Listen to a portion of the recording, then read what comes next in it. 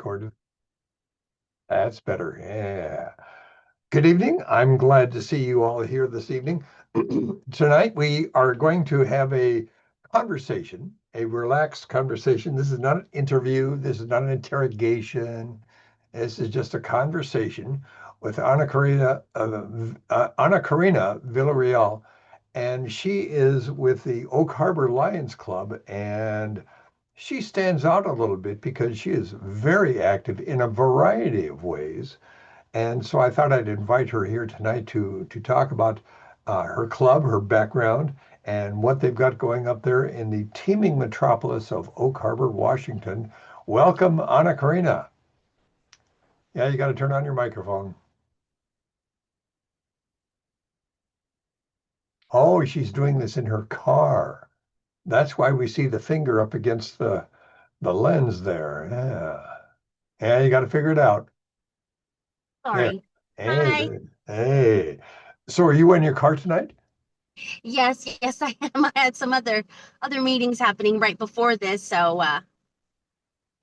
do what you got to do. You do what you got to do. Mhm.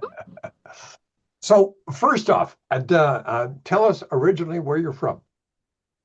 I am originally from Corpus Christi, Texas, but in the Rio Grande Valley is where I spent most of my time in McAllen, Texas, which is about 3 hours south of Corpus. Yep. So you're being situated in Corpus Christi, Texas, and now you're in Joe Carver, Washington. Does that mean Mhm. that there's a Navy connection there somewhere? No, no. No. My family comes from that area for generations, so that's just where I was born. Okay, hmm cool. Okay, so what brought you up to the state of Washington? Well, my husband had retired from law enforcement, and I had spent 17 years in a very high-level executive position with medical, and I was executive director for a group of medical facilities all over the state of Texas. And it was just time to stop and live a simpler, better life, give back to the community. And I wanted something smaller. The Rio Grande Valley is a very, very populated area. It's a very it's like a metropolis. There's a bunch of cities all next to each other, they're interconnected. And our son had grown up, and we were just, we jumped in an RV and moved to Washington State. It was inspired, to say the least, and it's been pretty great. So you moved up here sight unseen? Yes, Wow. yes. My husband had some connections to the Native American community, doing ceremonies and religious rites with them, and so he was invited for a visit, and that visit turned into a move. Aha. Wow. It's most people end up in Oak Harbor for a more specific reason, usually associated with working with the Navy. So good for you guys for taking a chance. That is a big chance. I mean, Mm-hmm. yeah. Wow, wow. I'm impressed. I'm impressed. So tell me how you came associated, how you became a lion. I had a very good friend who invited me to a meeting named Teresa Addison. And at that first meeting in November, about it'll be 2 years in this November since I went to that first meeting. I met Sandy Carruthers, who'd been a member since of the Oak Harbor Lions, I think since 1999. And she sat next to me, took my hand, and with those big bright eyes of hers, asked me to join the Lions because she said that they were dying, that their members were dying off, and that they needed younger members. And she just really hoped I could join. And I went to the Christmas party as a guest and helped out, for the party. And I watched Sandy dance to her favorite song, Mustang Sally. And then she passed away that weekend. Oh, And, my husband and I were a little bit on the fence about joining an organization, with so few members at that time. And that just sealed it for me. I couldn't let Sandy down, and in her honor, I joined the club, and the rest is history. Well, tell us a little bit about that history. You joined the club, and then what happened? Within the first, I want to say before district convention that year, we lost a significant amount of members, 11 members.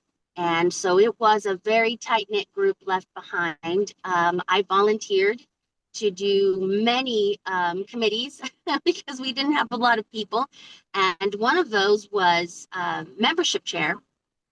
And I just fell in love with the program of membership into the Lions community, and just asked all of my friends. I have a plethora of friends all over this island that are just wonderful, wonderful people, bright and talented, and I invited them all. I invited so many people, and we brought our numbers back up. And once the portal was opened after the district convention, and I remember that distinct day that it went live, and I just gobbled up everything I could find on that portal. And the more training I got on membership, the more excited I got about membership. And when right before MD19 convention, my husband had been talking about, I needed to read about the district membership coordinator. And he says, you have to read about it. You have to read about it. So I did the training for it, just, in case.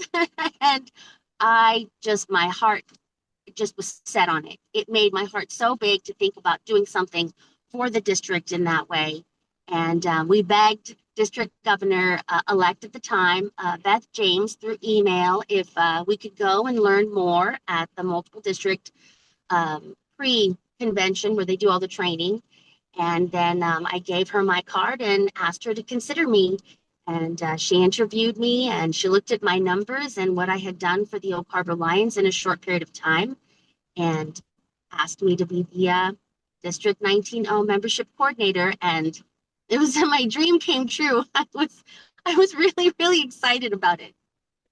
Well, let's get specific. What are those numbers up until that time? Up until that time, for the Oak Uh, Harbor Lions, for the Oak Harbor Lions? oh my goodness. Well, let's see. Back then, I want to say at the multiple district, we were up to 30 or 32 members. But before that, we were down to about 14, maybe 15.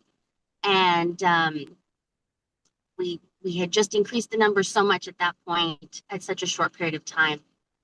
Uh, she So, asked me to be the coordinator. eh, so so Beth was taking the view of, if I'm going to have a person responsible for a particular function, there's got to be some background. There's got to be some qualifications. There's got to be something to back it up as to why we would want this person in that, in this case, membership. So because you had a background, because you quickly brought in so many members, that right there was a positive indicator for Beth that you would be right for the job. Since then, tell us about your progress with bringing in membership into the district. Oh, so for bringing the membership into the district, I like to instigate a little competitive nature. So we do leadership boards to talk about, which clubs are doing, bringing in the most, which sponsors are doing the most, and putting that on social media. I've increased our social media presence significantly. Um, I think before there really wasn't a whole lot happening as far as membership goes. And I've had some people tell me, "Oh my goodness, we see all your posts on the 19-0 and the MD19 page." And well, I just kind of got tired of seeing your face, and I thought I'd put my face up there. And then some people that said they were inspired by it, and it made them want to post about it. And that was the point, whether you do it because you don't want to see my face anymore, or because you really just want to celebrate your members, or what have you. They're still posting. And in my previous life in Texas, I was in charge of marketing, And when I first started working for this medical group, and we were the first facility to have digital mammography in the southern United States. The second in the United States, the third in the United States overall, but the second down in the South. And trying to convince doctors to switch from regular mammography to digital mammography, cold calling, having to explain myself. This doing membership for such a wonderful organization is so much easier than having to explain mammography. I just, you know, it comes naturally to me. My father was a wonderful salesman, worked for several companies throughout his life, retired with a vast, grouping of people that he was friends. If he met you, he was your friend. And he wouldn't sell things to you like at line in the grocery store, but his self, he just had this bright, shining, wonderful radiance that I've always tried to emulate because it was so captivating and charming. And so I try to keep my heart and my mind open when I meet any person.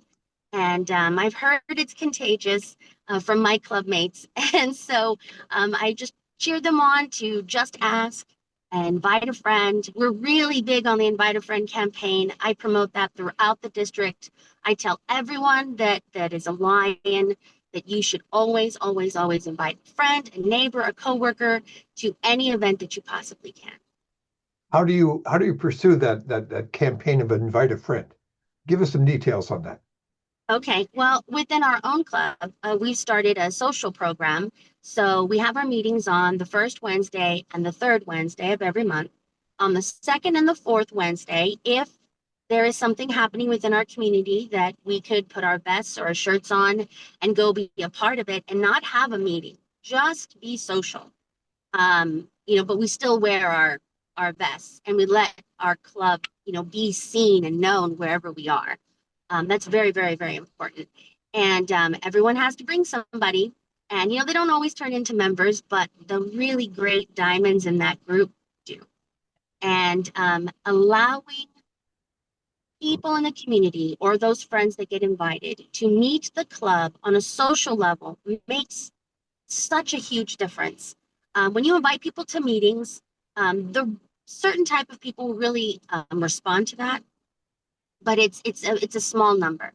When you get to meet my husband in a meeting, for example, he's a very serious person in meetings. He's typing, he's writing, he's motions, and no smile on his face. But if you go to a social with us and we're bowling or we're playing pool or golf, he's laughing and talking to you and he's telling you about himself. And that is what draws in. Our members are all very charismatic. They run the gamut of colors and all the things about them. They're all different. And so there's somebody in our club for somebody. There's a connection to be made throughout, in any club. And I highly promote that. I really do. I think using the socials as a way to bring in new members is just, it's so inviting and so easy. Well, you've also done some social events that sort of solidify our relations with fellow Lions. Tell us about the social events that you've put together that brought in Lions from outside your district. Okay, so I had this idea while scrolling through Facebook that the Mariners do allow the baseball team for Seattle. They do these things where you can sell tickets and they give you a portion of the proceeds, right? And I sent them a letter. They responded, and I gave it to because I'm president this year. I gave it to my husband to be in charge of the professional sports fundraising activities. And so we put together this wonderful event that was accepted by the Seattle Mariners. And we were so grateful for that they declared it Lions Club Day. And we went and we made flyers, and I shamelessly put them out on every table at MD19's convention. I put them out at my membership seminar that we did in Winnipeg. I put them everywhere. When we went to international, we were passing them out to people. We were just very, very excited to share the word. And we were giving them to people from Texas at the international convention because we were playing I believe it was the Rangers we played that Yep, day. that's So right. we're like, if you happen to be in the Seattle area, please come and play this, come to this game with us and wear your vest or, lion paraphernalia. And it just took off. We had 90, I think last count it was 99 Lions from all over the multiple district come to the game, wear their gear, and cheer on the Seattle Mariners. And it was just so fantastic that the Mariners have said we can have any game we choose next year. And we choose, I think, the Blue Jays. What's the Canadian baseball team? Forgive me, I don't remember. Blue But we're Jays. picking, yes, the Blue Jays. So we're picking that team to play. So for that game, and they're making a jersey for us to go Ooh. with the tickets for next year. So it's going to be an even bigger event. So when you get your ticket, you'll actually get a Lions jersey for the Mariners. I don't know if the Blue Jays will do it, but You're probably aware, but in case you're not, the when it comes to Mariners ball games here in Seattle, and with visiting teams, of course, there's a contingent of folks from that particular city or area that will come to the game just for that purpose. The Toronto Blue Jays, the folks from Canada, specifically Toronto, are famous for bringing in big numbers of Toronto fans into Seattle. It is a big deal for them and for us. Congratulations. That's a great idea. I like that. so since it went so well, we reached out to all of the professional teams. We reached out to the football team, and we reached out to the soccer because we have the World Cup coming out this year. And we also reached out to the Kraken. And the Kraken is a relatively new team, so they hadn't even started their fundraising program. So us reaching out to them started their fundraising program for organizations, for 501(c)(3)s, for charitable organizations. So now they have a program because of us. And we did so well selling the tickets for the Kraken Lions Club night, which is going to be versus the Canucks in December. I want to say it's December 29th or no, December 30th, right before New Year's. That we've already sold 100 tickets. And they were so impressed with us selling those tickets so quickly that they asked us to do an opening night fundraiser. But these Lions Club Day events are admin fundraisers. So we wanted this one that's the opening night is a community fundraiser, and it lands right on the Mental Health and Wellbeing Week. So if you go onto the Kraken official page, it will say Mental Health and Wellbeing Night.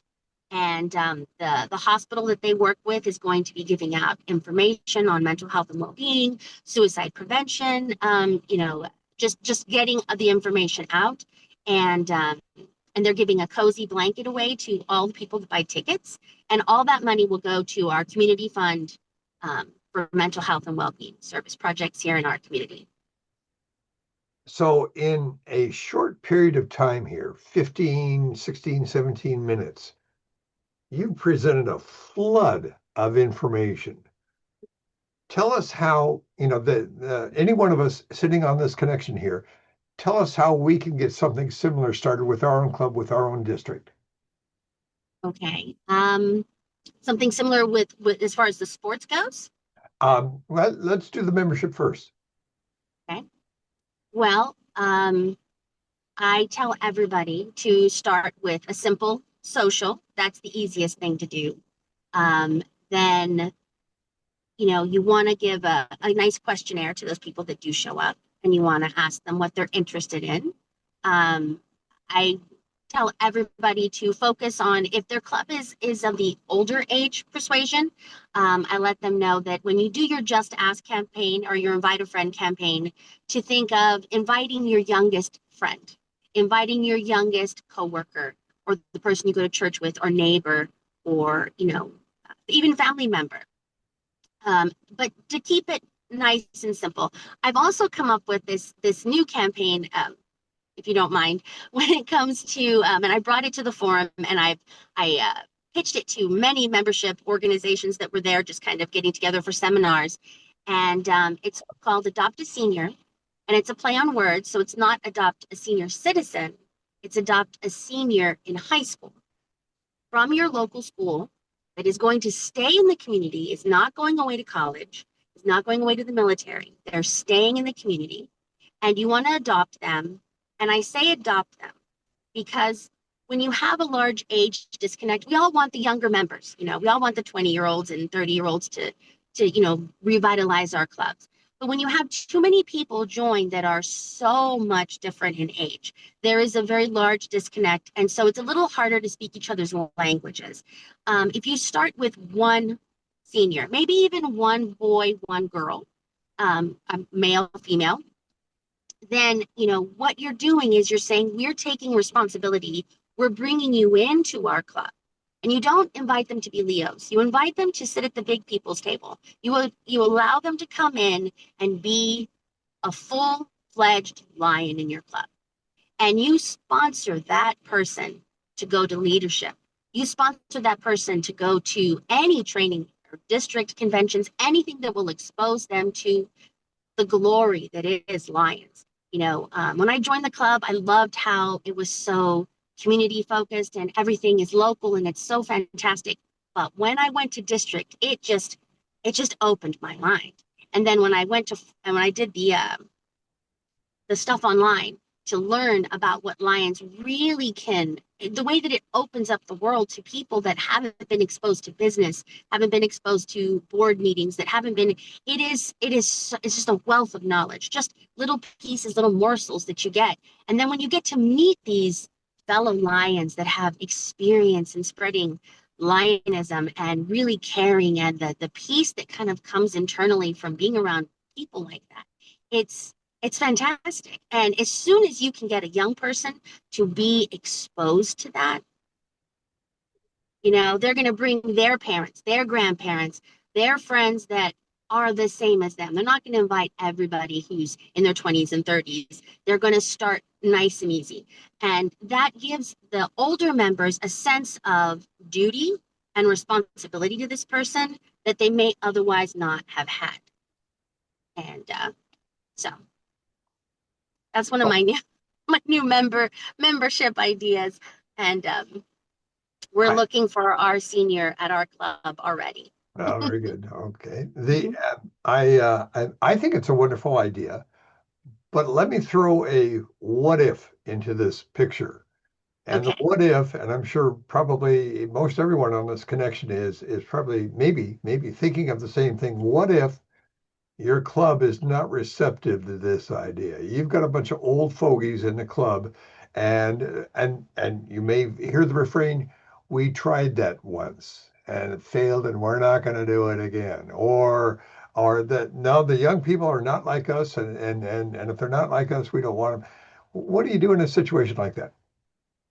Well, that's why it's one person. I think because I was hearing that a lot when I was telling people to invite their youngest friend. They were like, no, no, no, we don't have anything in common. We've tried it, it didn't work out. And that's why I said you pick one person, and it kind of fosters that grandparent parental feeling if you just pick that one person. And if you pick that person, well, you're picking them based on how you think you might be compatible. If you don't find someone that's compatible, but definitely do not adopt a senior. Wait till next year. Try again. You know, um, and if you're a club that's serious about, on the other side of this, if you're a club that is serious about lowering your average age of your club members, you know, um, this is not even, this is just a good idea. It's just an easy thing to do. It's like, oh, let's pick the star senior that's not going to go away and bring them over to our club. That's an interesting idea. That's an interesting, and I like that the thing of one at a time. I think that's a good strategy as well. I've been asking all the questions. I want to open up the connections here. Folks, turn on your mics with some questions, with some ideas. The whole intent of this is to exchange ideas. Open up your microphones. Let's start a conversation.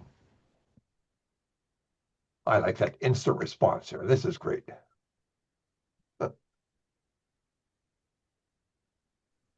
Hey, there's Barbara. Okay, Barb, talk to us. I just opened up my microphone. Yeah. I don't have any real ideas.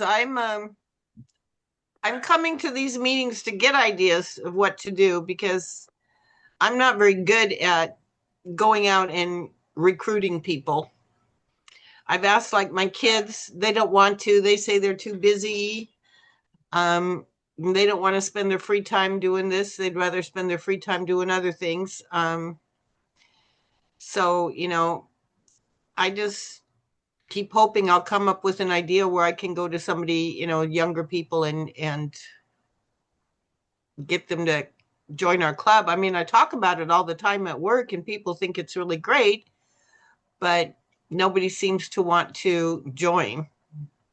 That the thing about inviting family members and family members turning you down, it's such a common refrain. And I had that with my youngest for a long time. And I sort of figured, and I had the same response with my brothers. And I'm too busy, blah blah blah. So I'm kind of thinking maybe we shouldn't be talking to our family members, who probably already have a good inkling, a good idea of what Lions is all about, and maybe we should turn our attention to someone else outside the family, um, just because. Yeah. Bob Derrigan opened up his connection there. Talk to us. I hope, can you hear me? Yep. Good.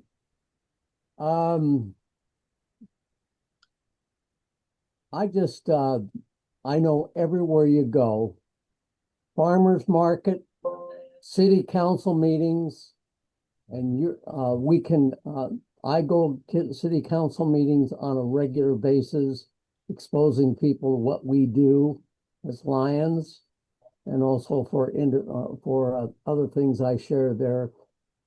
But anyone I meet that I think will be a Lion, and I think they can all have that potential. Not all of them are going to be a good match. We have to realize now, I'm an old salesman, okay?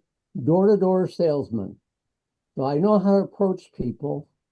And, but the first thing I'll ask them is say, why aren't you a Lion? Or you would make a great Lion. For example, we're going to go out and do our white cane sale. Look all the people we're going to have contact in the white cane sale. I'll be approaching most everybody about Lions there. We'll have info.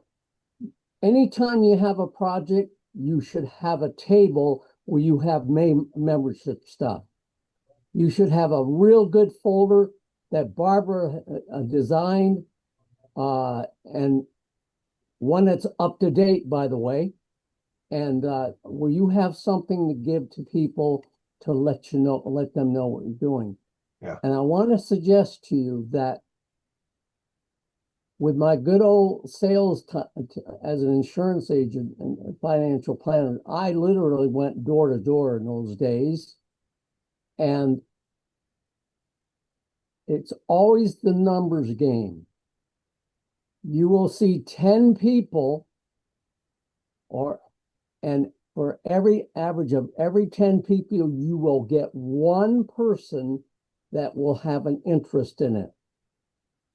One person will show, but don't give up. Right. That's the problem. See, people always think that they have to give these big talks, but you don't. You just tell them your own personal testimony of why you're a Lion.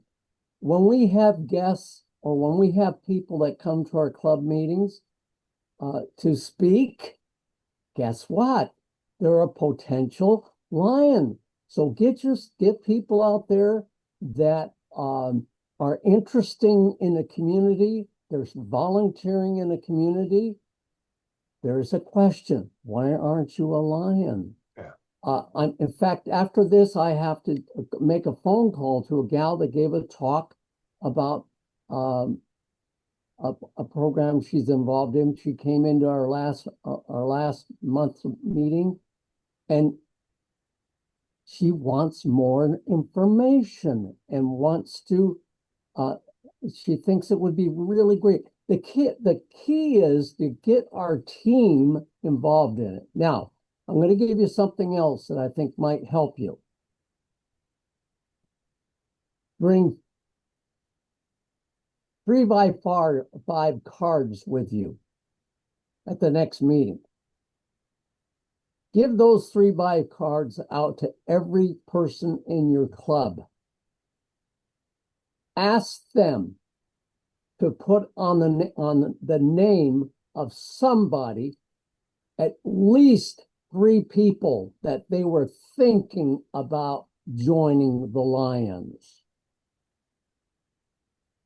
You will have, when you're through, our club, we have 29 members now. We did a little bit of the adjustment, but that's the way it is. But ask them to list those names, and then ask them,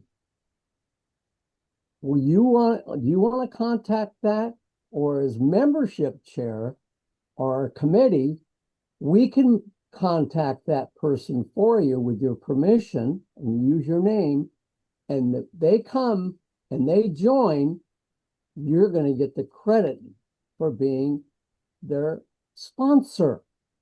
Yep. Now, if you don't know how to do that, we will teach you how to do that. There you go. There you go. I was a member of the extension team years ago that started 4 brand new clubs. It takes 20 people to have. Now, I don't want to get involved that anymore, okay, because I'm old and old, okay? But one-on-one, you can kick butt. And Anna, I'm so proud of you. I see you're setting you're getting awards. I'm your global leadership chair this year. No, that's not chair, but anyway, I'm still learning how to do my job. But thank you for saying yes. Yeah. Yep. Yeah. Thank you for saying yes. And this, you do all kinds of things. We had a breakfast that we invited people 2 years ago. Oh, by the way, our district went on, and I'm going to look into this. We went on to the public television and answering the phone. They're always looking for somebody or some groups that come in, and so they can tell them what they're doing, and where we can advertise what we're doing as Lions. And That is such a good point. Go on in here, but I want to give other people an opportunity to talk. But again, remember the numbers, and everybody has that potential. During Christmas time, the same thing. We ring the bell for the Salvation Army, and guess what? I'm on the Salvation Army board now, advisory board, and we got a member out of that, but the chemistry wasn't right. Okay, Yeah. she stayed. Well, that, and she was really busy with the Salvation Army, but I met her last year, ringing a bell for Salvation Army. She said, I want to join you guys. Well, with her, the time wasn't quite right. But once they say no in one way, it's pretty hard for them to get back unless you can get them involved. Car show we just had. Membership information in there. Volunteers we have there, all of them have been talked to. People who brought their cars. I'm talking to a fellow right now that's only 15 minutes from here that is thinking about joining the group because he got one of the awards. I said, what do you do in your spare time? Okay. He says, well, not very much. I said, would you like to serve the community? Yeah. That sounds like a great idea. I'm following up with him. Okay, I had enough. Good job. Good. Anna, you wanted to respond. Yes, he brought up a great point about press releases. I'm actually working with my membership chair right now on a press release for our local newspaper to talk about just letting the community know that we are an all-female led, leadership team. I'm president, my treasurer is Alyssa Jome, my secretary is Carmen Guerra. We're all fairly young. I mean, I'm the oldest at 51, but um, and then and then also telling them that our average age is 46 now for our club and that we're family friendly, announcing all the things that would bring in or maybe get attention of new members. And that's going to go out to the newspaper hopefully this week, and talking about the new projects that we do. Also explaining, you have your standard Lions projects, you have your glasses recycling, and, you have your feeds, various crab and corn types of feeds and things like that, which are fantastic and wonderful. Your vision screening and all that. But you need to, I mean, not you, but we have felt the need to come up with new and exciting service projects and different ways of doing things. September Stokes and her painting rocks, the Miles of Smiles, we love that. And so we did some, we spent the time doing that. We are a very family friendly club. We have toddlers running around in our meetings, and we are getting ready to start our new Cub Club. We just sent out the paperwork to International, and we have enough members to also have a Leo. We're just nailing down the advisor for that. But you have to walk the walk. You can't just talk the Yeah. talk and say we want younger members. Amen. You want younger members. That means you got to be family friendly on some level. You have to have one meeting a month that is in a place where children can be, or that you have an activity with a leader that can do things with the children. And so if you follow us on Facebook, you will see our growing pains and learning and exaltations of having a family friendly club. And I think it's so important to keep that in mind, when you're looking for younger members. I think that's something that a lot of people say theoretically. Oh, we want younger members because they want strong muscles to help them, carry things and, newer cars or what have you to carry things. And it's, that is amazing. But there is also the added responsibility for younger members that they're not retired, they're not stay at home, but most of them, and so they will be bringing their children with them to meetings if you want them to participate in that. Yep. Yep. Sharon, you had something. Yeah, I did. Just a couple of things. I'm so glad to hear you're starting a Cub Club. That's excellent. If you want young working parents and to join your club, offer up something for their kids so they can bring their kids.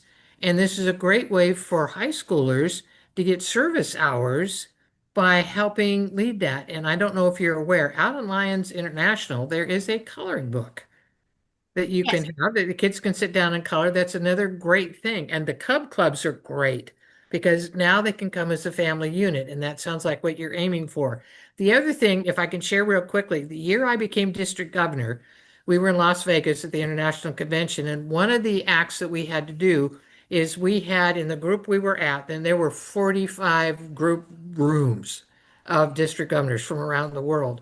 And one of the things that we had to, one of the exercises we did was we had to send out 5 people from our group, which was predominantly Canadian and our Washington team, our MD-19 Lions. And then we were doing an exchange with a group from Korea. And 5 of the Korean folks came in, and we sent our 5 to their same meeting. And we all were asking, they're all answering the same question: how do you grow your membership? And the Koreans shared their story, and there was only one that actually spoke fluent English, and the others were coaching him on as he was sharing his deal. What they do is they have service projects, and they advertise their service projects out in the community. And what the way they got people to come in is they were clear about what the volunteer would do and how long that they would serve on this particular effort. They would do a post off at the end of the day to basically talk about what they accomplished and how they were able to give back to the community. And they would say, if you'd like to participate in our next service project, leave your name and number, and we'll contact you when the next service project comes up. The whole idea that they were approaching is after 3 or 4 involvement in service projects, they actually knew what Lions were doing. They knew the purpose of Lions. And a lot of times when we bring in, it's not a bad thing, but when we bring in people that don't know Lions, they are coming into Lions, they go shopping once they come in and there's a fit, or maybe there's not a fit. Bob recognized somebody in that particular capacity. But when you have the volunteers that are working on your service projects, you can always use extra hands and stuff, but know what you want them to do and how much time you want them to give. And after 2 or 3 volunteer sessions, people were saying, how can I join? Yep. We didn't have to ask the question. They're asking, how can I join? You're in marketing. I love that aspect is if we just need to reach out into the community and offer up our opportunities to invite them to our service projects and stuff and let them be volunteers. Let them just volunteer. And they may volunteer for 10 service projects before they decide to join. Or they may never join, but they're there. September. I wanted to ask, Corina, first of all, I'm so in awe of you right now. I'm thinking I can learn so much from this woman, how to be enthusiastic, and I consider myself to be enthusiastic. But you mentioned to me some time ago, and I thought it might be really useful to share here because I can't remember what exactly it was, how to address the issue of membership dues. And I remember you had a really cool way to explain to people what the dues are all about, how it works, and sort of a part of the sales pitch, as it were. Can you just remind me of what that was? Because I Yes. need to use it. Yes, because I've met so many people that had said, well, I'm interested, but I don't know how much time, and but I'll give you some money. I'll just donate to the organization. And so I thought that was just a really good way for those people that to actually make them become members, is to say, well, look at this as an annual donation of $100. The first year you've got this sign up fee of $35, and then you've got your $100 dues, and then after that it's just $100 renegotiation fee, so that you can keep donating to the causes that we do. There's another way that we also explain dues. When you have younger members, there's not as much disposable income, not overall, but in some specific cases. And so we like to break down our dues, by monthly for some people, or like a recurring subscription fee. That way they're doing what they're supposed to do within the time frame that we send our dues to, all the various LCI and MD19 and stuff like that. Is that what you're referencing? Yeah, like it's because I think the one of the challenges people have is how do we address the dues? Well, why do I have to pay to be a volunteer? And if we have a really smart, clever answer to that, I think that will help a lot with recruiting I members. do remember that I had a clever answer when I think we were in Winnipeg, and it's escaping me right now. I'll think of it in a Could I second. offer you my witty response? And my witty response, whenever I hear this, is the money that we receive from the public, all of it is returned to the public. The Yes. money that we receive from fellow members help us to administer our club, pay the fees, pay the dues, the post office box, the Zoom license, etc. The expenses for running our club is what our dues are all about. That's how I explain it. I don't know. Another idea for bringing in members, and this has been really effective for us, is you go to the organizations within your community that service and care for animals. People that donate their time to caring for animals will donate their time for other service projects, generally speaking. So here on the island, we have WAVE, and we picked up one of our best service members through that. She's one of their organizers, and we went over there to help out with an environmental project with a sensory garden for the animals, and to help them redo their parking lot that had been kind of destroyed by some bad rain. And there's so many volunteers that are there on a weekly basis, that are young, healthy, vibrant people, and they just love animals. And when they saw us doing this for the Wave Shelter, they were like, well, what are you guys all about? And then we start talking, and then I'm handing them a trifold with an application tucked inside. And now we have a recurring project where we go. It's a recurring service project on our environmental level, and we go and maintain WAIF, and we pick up new members on the side because there's always somebody new that is now volunteering to, walk the dogs or play with the kittens, and they just love that we are doing this, and so they want to be part of it because we care for animals as well and the environment. Let me see if I can turn Yeah, the this dog discussion. Zoom call. It's awesome. Let me see if I can turn this discussion from a slightly different angle. I'm going to ask Emily, who is the youngest person that we have on this connection, and may very well be the youngest lion in our entire multiple district.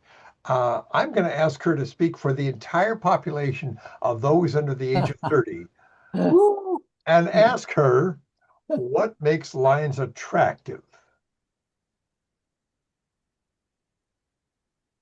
I think on a personal level for me, hi everyone. I think on a personal level, I was drawn to the community service aspect, but I also absolutely stayed for the friendships and the relationships that I've made with other Leos and also the lions. For me, it feels like I have a whole new set of grandparents, and it's really special to build those memories with these honorary grandparents, whether it's at a meeting or at an event.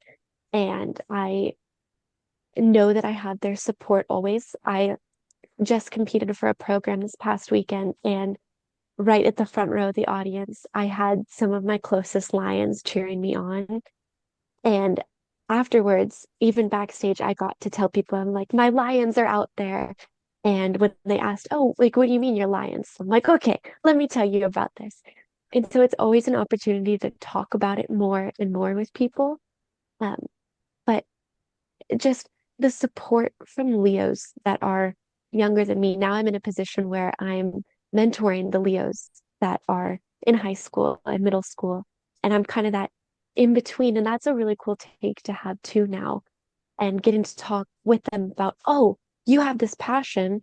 It doesn't just have to be an out there kind of a thing.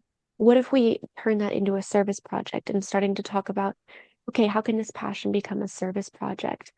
And I think when some of the younger Leos are seeing that their love for a hobby or their passion for something can be turned into a service project, I'm really seeing the spark kind of light up more in their eyes. And we have so many Leos attending events at the high school and just out in the community and being excited about getting to create an event and have their voice heard. I think that's been crucial for growing the Leo program. And now I kind of see that more as a Leo lion than I saw it when I was a Leo, but I see it more now. But I think, a lot of Leos and younger individuals are attracted to that community service aspect. But once they're in it, they really see how the interpersonal relationships develop and grow and are cultivated in the program. And I think that makes a lot of people stay once they see that, oh, this is a huge part of it. It's community service and it's also the relationships that develop. For those of you that are not aware, Emily was a Leo with the North Kitsap Lions Leos clubs and sponsored by the Paulsville Lions. The Paulsville Lions sponsors 4 Leo clubs up there in the north end of Kitsap County. And we are immensely proud of the work that they have been doing. And Emily is an example of that work that they've been doing for such a long time. Thank you, Emily. We are very, very Thank honored you. that you're a part of our crew. Hello That's again, wonderful. Emily. Hi. One person we have not heard from tonight, I'm going to pick on Roland. Oh, well, good, because I was just going to unmute and ask a question of Anna.